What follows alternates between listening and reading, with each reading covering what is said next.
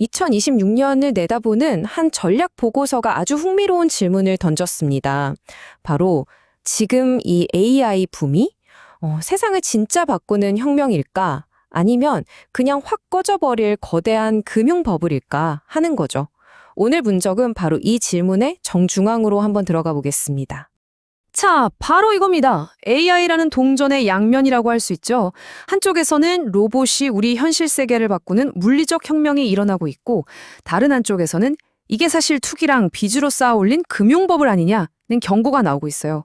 오늘 이야기는 바로 이 팽팽한 긴장감, 그 사이를 파고 들어볼 겁니다. 그럼 먼저 이 모든 열광을 이끄는 희망적인 측면부터 살펴봐야겠죠? 세상을 바꿀 수 있다는 그 엄청난 약속, 그 이야기부터 시작합니다. 보고서에서 계속 나오는 핵심 단어가 바로 피지컬 AI입니다. 이게 대체 뭐냐고요? 아주 간단해요. 소프트웨어에 몸이 생겼다. 이겁니다. 예전처럼 그냥 컴퓨터 화면 안에서만 똑똑한 게 아니라 이제는 진짜 로봇의 몸을 가지고 현실 세계에서 직접 일을 처리하기 시작했다는 거죠. 그럼 그 파급력이 어느 정도일까요? 지금 보시는 것처럼 어마어마합니다. 우리가 흔히 말하는 3D 업종 있죠? 더럽고 위험하고 어려운 일들요. 바로 이런 일들을 자동화하고 있고요. 제조업이나 물류는 말 그대로 판을 새로 짜고 있습니다. 실물 경제 전체를 근본부터 뒤흔드는 게임 체인저가 되고 있는 겁니다. 그런데 말이죠. 이렇게 화려한 기술 혁신의 뒷면에는 아주 어두운 그림자가 있습니다. 이 모든 걸 가능하게 하는 이 막대한 돈들, 대체 다 어디서 오는 걸까요? 이제 그 불안한 금융 쪽 얘기를 좀 해보겠습니다. 보고서는 굉장히 강한 표현을 써서 경고하는데요. 바로 폰지 역학입니다. 이게 뭐냐면 지금 AI에 쏟아붓는 돈이 실제 사업으로 벌어들이는 수익에서 나오는 게 아니라 미래에 더 비싸게 팔 수 있겠지 하는 투기적인 기대감에만 의존하고 있다는 뜻이에요. 좀 위험하게 들리죠? 자, 그럼 이 버블이 대체 어떻게 만들어지고 또 커지는 걸까요? 이 4단계 과정을 보면 딱 이해가 됩니다. 먼저 거대 기술 기업들이 어마어마한 빚을 내서 AI에 투자를 퍼붓습니다. 그런데 수익성은요? 당장의 이익이 아니라 나중에 상장하면 대박나겠지 하는 기대감에 달려있다는 거예요. 이 사이클이 계속 돌고 돌면서 버블은 점점 더 커지는 거죠. 여기서 보고서는 아주 흥미로운 지표를 하나 끌어옵니다. 바로 비트코인이에요. 옛날 광부들이 위험한 가스를 감지하려고 탄광에 카나리아를 데리고 들어갔잖아요. 그것처럼 비트코인의 가격 움직임이 기술주 시장, 특히 나스닥에 숨겨진 위험을 가장 먼저 알려주는 탄광의 카나리아 역할을 하고 있다는 분석입니다. 좋습니다. 그럼 이 엄청난 기술 혁신과 위태로운 금융버블, 이 둘은 어디서 부딪히게 될까요? 보고서가 콕 집어서 지목한 4개의 시한폭탄을 지금부터 하나씩 뜯어보겠습니다. 첫 번째 시한폭탄은 의외로 하드웨어입니다. 예를 들어서 로봇의 근육이나 관절 역할을 하는 액슈에이터 같은 아주 중요한 부품 공급이 딱 막혀버리면 어떻게 될까요? AI 두뇌가 아무리 똑똑해도 몸을 움직일 수가 없겠죠. 이 공급망 문제가 혁명 전체를 멈춰 세울 수 있다는 겁니다. 두 번째는 전염의 위험입니다. 지금 AI 생태계를 보면 사실 소수의 몇몇 핵심 기업들이 이끌고 있거든요.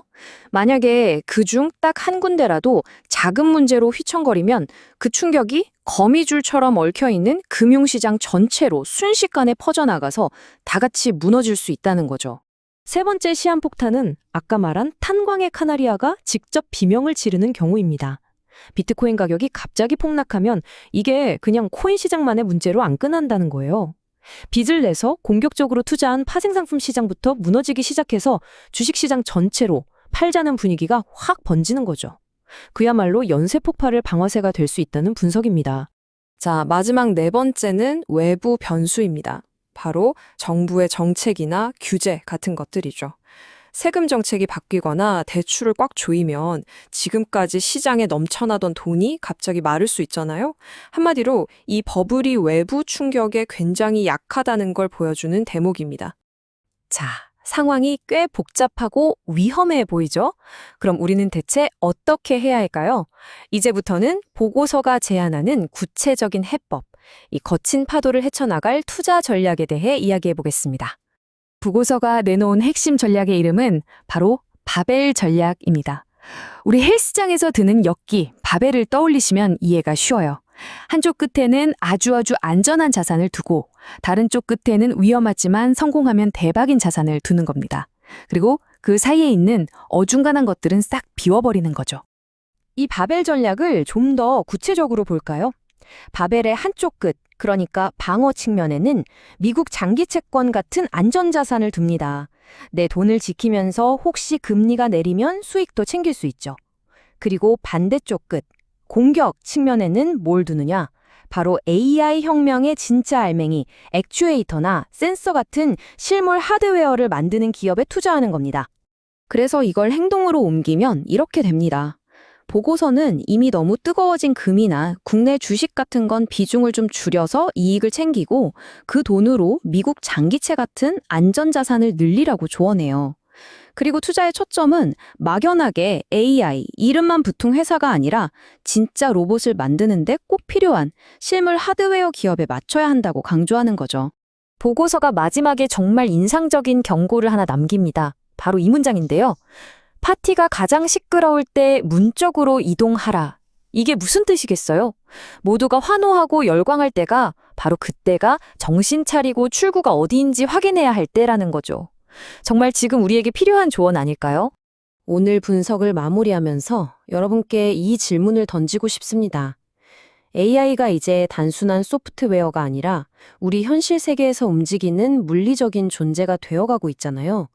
만약 그렇다면 이 금융버블이 터졌을 때 그 결과도 단순히 모니터 속 숫자만 바뀌는 게 아니라 우리의 현실에 훨씬 더 직접적이고 고통스러운 충격을 주게 되지 않을까요? 한번 깊이 생각해 볼 문제입니다. 좋아요, 구독 부탁드립니다. 감사합니다.